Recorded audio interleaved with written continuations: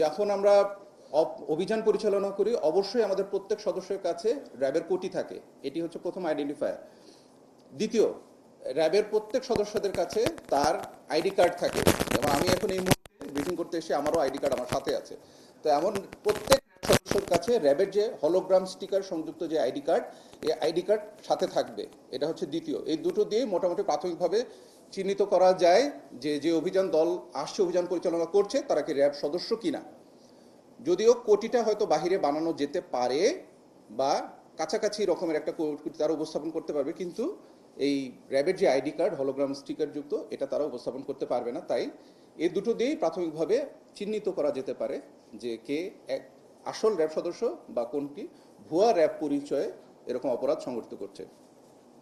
এরপরে দ্বিতীয় প্রশ্নটার উত্তর, যে যারা এই ধরনের ডাকাতি, ছিনতাই এবং এই ধরনের কাজে সম্পৃক্ত থাকে, তাদের নিজস্ব একটা সিন্ডিকেট থাকে, যে তারা এই ডাকাতি করা জিনিসপত্রগুলো কোথায় তারা আবার এগুলোকে ডিসপোজ করবে বা কোথায় গিয়ে নিয়ে বিক্রি করার ব্যবস্থা করবে।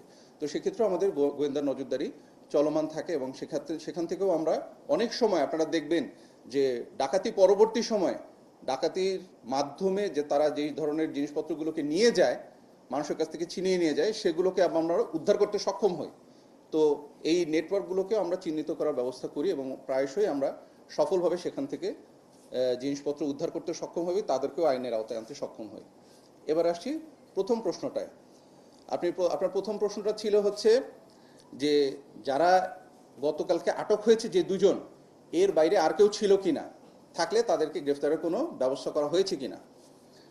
এই গতকালকে যখন আমরা এই অভিযানটা পরিচালনা করেছি, তখন আমরা যে মূল হোতা তাকে হাতে নাতে গ্রেফতার করেছি, এবং এটি একটা বাজার এলাকায় ছিল।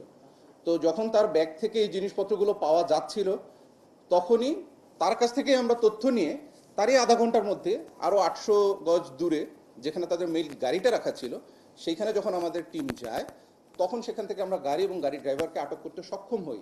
এবং আমাদেরকে যেতে দেখেই তখন তাদের সাথে যে আরও যেই 4 জন সদস্য ছিল, তারা ওখান থেকে পালিয়ে যেতে সক্ষম হয়।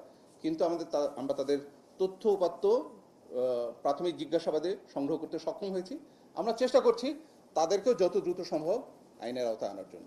ধন্যবাদ। অবশ্যই আইন শৃঙ্খলা রক্ষাকারী বাহিনীর প্রতিটি সদস্য চ্যালেঞ্জ হওয়া মাত্রই আইন শৃঙ্খলা বাহিনীর যে পরিচয় তা দিতে বাধ্য।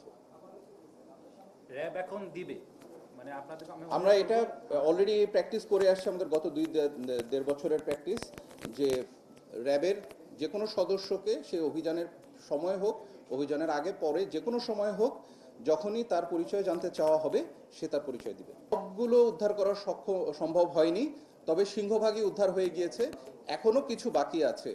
এবং আপনারা জানেন যে অস্ত্র উদ্ধারের যে অভিযান, এটা র্যাব এই বিষয়টাতে সর্বোচ্চ প্রায়োরিটি দিয়ে থাকে, সর্বোচ্চ।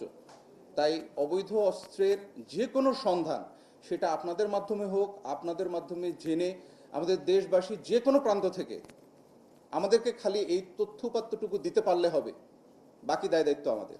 আইন শৃঙ্খলা রক্ষাকারী বাহিনী হিসেবে এবং র্যাবের মুখপাত্র হিসেবে র্যাপিড অ্যাকশন ব্যাটালিয়ন সম্পর্কে আমি বলতে পারি যে অবৈধ অস্ত্র উদ্ধারের অপারেশন আমাদের জন্য সর্বাধিকার প্রাপ্য, এবং আমরা সবার আগে যাব এবং এই জিনিসগুলোকে উদ্ধার করে অপরাধীদেরকে আইনের আওতায় নিয়ে আসবো ইনশাআল্লাহ।